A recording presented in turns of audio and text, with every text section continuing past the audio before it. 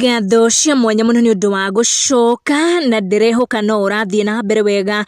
Winrose Wangui ni arakorirwo agiukirirwo muno ni ex-husband wake ni undu wake kwaria live on radio ndeto ciegie divorce yao. Ex-husband ucio wa Winrose arakorirwo akiruta mukana mururu kuri Winrose akimwira ati wona athie na mbere kwaria ndeto cikegie kihiko kiu kiao giakorirwo gikilast 59 days onake ni akwiyumiria muthenya Farigishina aria uru wake uria wacungiriirie kihiko kiu gikorwo gigithira.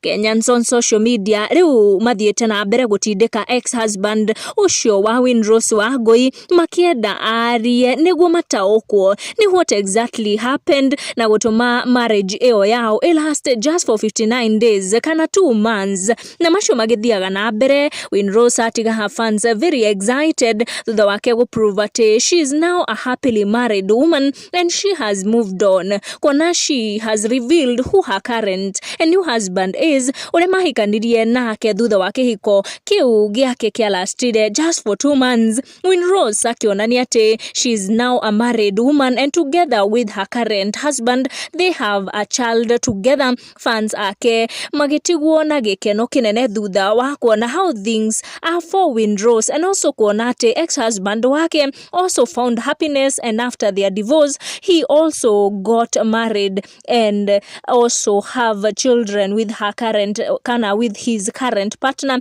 Ndeto shikegie Winrose na irakoretwo igitamba muno guku social media makiria thutha wa miario ya ex-husband wake andure magita ukwate nima Winrose is moved on and she is in a new marriage and also her ex-husband has moved on and also in a marriage. Ndeto tutagukorwo tugitenderithia makiria tugushikinya hau twasharia toria cia tukinyira. Make sure wa turn on your notification wa subscribe niguo hingo ciothe ukamukira video citu.